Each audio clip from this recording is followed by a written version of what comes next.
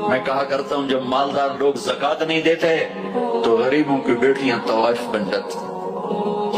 جب مالدار لوگ اپنے دنیا کو جنت بناتے ہیں اور غریبوں کو بھول جاتے ہیں تو غریبوں کی بیٹیوں کی عزتیں یوں نیلام ہوتی ہیں. وہ ساری زندگی کے لیے طوائف کا داغ اپنے ماتھے پہ لیتی ہیں اور زندگی بھر عزت کا ایک لمحہ نہیں گزار سکتی.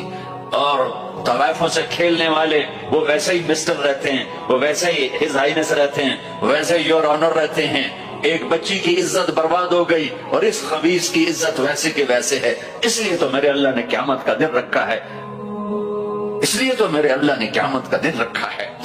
ہائے ہائے ہائے ہائے, ایسے تو نہیں حسین سر کٹوا کے نیزوں پہ چڑھ گئے اور آل رسول کے سیٹے گئے اور بوٹی بوٹی ان کی ہو گئی کہ اللہ کو نہیں چھوڑنا باقی سب چھوڑ دیں گے.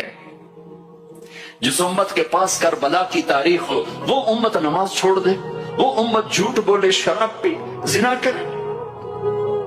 جلا دو اپنی تاریخ کو, جلا دو اپنی کتابوں کو, جلا دو اپنی میراث کو. جو کرنا پھر جو مرضی کرو, بھلا دو حسین کی قربانی کو. یہ کوئی زندگی ہے جو ہم گزار رہے ہیں؟ وہ عورت رونے لگی, وہ لڑکی رونے لگی, کفل عزت دار ہوں, مجھے غربت نے طوائف بنا دیا ہے. تو کفل رو پڑا اور کہنے لگا میری بہن جس عزت سے آئی تھی چلی جا, جو پیسے دیے ہیں جا اپنی غربت مٹا. ہدیہ 60 دینار 1 لاکھ رینڈ بنتا ہے, جا اپنی غربت مٹا. اور میرے لیے دعا کر, میں بہت گندا انسان ہوں, میں تیری آنسوؤں کو دیکھ کر میں بھی توبہ کرتا. وہ لڑکی گھر پہنچی, پیچھے کفل مر گیا. اس کو نہیں پتا موت آئی کھڑی ہے سر پہ, وہ مر گیا. اللہ آخرت سے پردہ نہیں اٹھایا اللہ نے. وَمِن وَرَائِهِمْ بَرْزَخٌ إِلَىٰ يَوْمِ يُبْعَثُونَ, پردہ ہے. مر گیا, کیسے مرا, کس حال میں مرا, کچھ پتہ نہیں. اس کی قدردانی پہ قربان جاؤں. کل اگر یہ مردہ ملتا نا اپنے گھر میں, اس کو کسی نے اٹھانا نہیں تھا, کمرے میں ہی دبا دینا تھا, وہیں پتھروں میں اس کو دبا دینا تھا. یہ ایسا انسان تھا, لیکن وہ تو توبہ کر چکا تھا.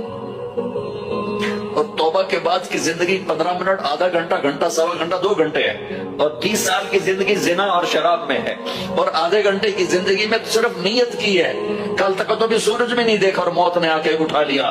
صبح جب ہوئی تو لوگوں نے دیکھا کفل کے گیٹ پہ لکھا ہوا تھا ان اللہ قد غفر للکفل. لوگوں, اللہ نے کفل کو معاف کر دیا.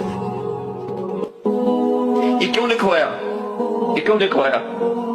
اس لیے لکھوایا کہ اب یہ ہمارا دوست ہے اور اس کو عزت سے ہمارے پاس پہنچاؤ. یہ شرابی بھی تھا, یہ زانی بھی تھا, یہ سب کچھ.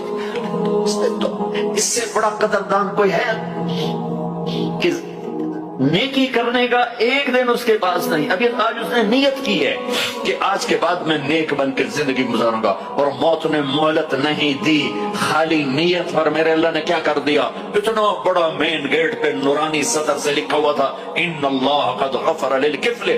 اللہ نے کفل کو معاف کر دیا. یعنی جاؤ اس کو عزت کے ساتھ لے کر آؤ اور میرے دربار میں پہنچاؤ. یہ اللہ ہے. میرے عزیزو, اللہ کے واسطے اپنے اللہ سے دوستی کر لو, اپنے اللہ کو اپنا بنا لو. اس کو اپنا بنانا دنیا کا سب سے آسان کام ہے کہ تم اس سے دوستی لگا کے ٹوٹ بھی جائے پھر توبہ کرو پھر معاف کر دیتا ہے, پھر ٹوٹ جائے پھر توبہ کرو وہ پھر معاف کر دیتا ہے. یہ راڈ ہے, یہ 1 2 3 4 5 6 7 8 یہاں سے 7 8 جگہ سے ٹوٹ جائے, ہم اس کو ویلڈ کریں گے, ویلڈ کر کے پھر اس کو پینٹ کریں گے تو یہ سیدھا ہو جائے گا. لیکن وہ ہمیں پوائنٹ نظر آئے گا, یہ ٹوٹا ہوا ہے, یہ ٹوٹا ہوا ہے, یہ ٹوٹا ہوا ہے. ٹھیک ہے نا میری بات؟ ایک اب اللہ کی سنو, ان استقالنی عقلت لہ, میرا بندہ تو اپنی توبہ کا برتن توڑ کے لا. 1 دفعہ نہیں, 100 دفعہ نہیں, 1000 دفعہ نہیں, لاکھ دفعہ. جب ٹوٹے آیا, جب ٹوٹا آیا, جب ٹوٹا آیا. اب یہ 10,000ویں دفعہ یا 10 لاکھویں دفعہ توبہ کا برتن اس کے پلے کیا رہ گیا, ٹکڑے ٹکڑے نہیں, پرزے پرزے ہو گیا. میرا لگا تھا عقل تو لا, جب میں تجھے معاف کروں گا تو ایسا بنا دوں گا کہ جوڑ نظر ہی نہیں آئے گا. ان کو بھی نہیں پتہ چل، یہ یہاں بیٹھا ہوئے کرامن کاتبین، یہ بھی سمجھے گئے اس نے تو کوئی توبہ توڑی ہی نہیں، یہ تو ہے ہی سلامتی والی توبہ۔ یہ میرے آپ کے اللہ کا معاملہ ہے اپنے بندے کے ساتھ۔ بنو اسرائیل میں ایک نوجوان اپنی بدماشی اور عیاشی کی وجہ سے بہت زیادہ بدنام ہو گیا، تو لوگوں نے اسے گھر سے اور شہر سے نکال دیا۔ شہر سے باہر نکلا، کچھ عرصے بعد کھانے پینے کے اسباب ختم ہوئے تو موت نے آ گھیرا۔ اب اس نے بے قرار ہو کر، ادھر سب بائیکاٹ کر چکے تھے، کوئی اس کے قریب نہیں جائے گا، تو جب موت نے پکڑا تو ادھر دیکھا کوئی ہے مددگار نہیں، ادھر دیکھا کوئی ہے کوئی نہیں، تو آگے دیکھا، پیچھے دیکھا، دائیں دیکھا، بائیں دیکھا، کوئی نہیں ہے، تو پھر اس نے یوں آسمان کو دیکھا اور کہنے لگا یا من لا تضرہ الذنوب